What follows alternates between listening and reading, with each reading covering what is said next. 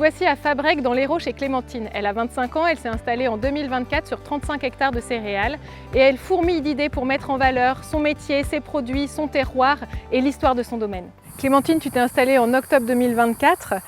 Qu'est-ce que tu produis sur l'exploitation? Quels sont les différents ateliers qu'on trouve chez toi? Alors là aujourd'hui, je cultive des céréales, donc du blé, de l'orge, du maïs. À l'avenir, il y aura aussi des lentilles et des pois chiches. Tout ça, c'est pour mon projet, qui a un peu évolué parce qu'initialement, je voulais monter une boulangerie fournile à la ferme. Ça ne s'est pas tout à fait passé comme je voulais. J'ai rebondi et j'ai mis en place différents ateliers, notamment l'aire de camping-car. Donc voilà, j'accueille du monde sur l'exploitation. Là, je viens de mettre en place le moulin. Donc avec mes céréales, le blé, le maïs et à venir des lentilles, des pois chiches voilà, pour transformer en farine sur l'exploitation. Et aussi en faisant venir du monde avec le labyrinthe donc, dans mon champ de maïs, comme à l'époque avec mes parents. Tu concours dans la catégorie territoire. En quoi les différentes activités que tu as mises sur l'exploitation permettent justement de dynamiser ce territoire? Disons qu'en fait on est dans une région hyper urbanisée où il n'y a plus trop d'agriculteurs, plus trop d'agricultrices. Donc j'ai vraiment envie de mettre en avant ce dynamisme agricole et rural.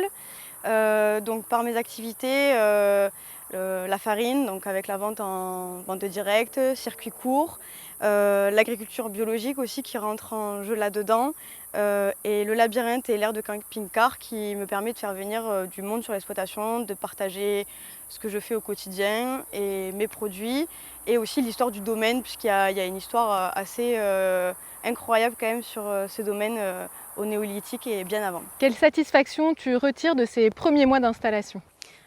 Pour le moment, je suis plutôt satisfaite de la manière dont ça démarre. À l'aire de camping-car, ça a bien marché l'été dernier, les gens sont contents de venir chez moi, donc c'est quand même quelque chose d'important pour moi. Au niveau du labyrinthe, même si j'ai pas trop eu le temps de démarcher jusqu'à présent, j'ai quand même de nombreuses réservations pour cet été, notamment des centres de loisirs, donc ça m'encourage pour les mois à venir.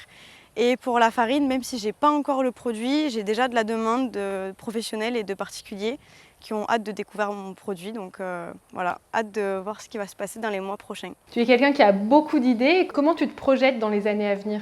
Alors déjà, dans un premier temps, j'aimerais bien stabiliser un peu toutes mes idées et tous mes ateliers.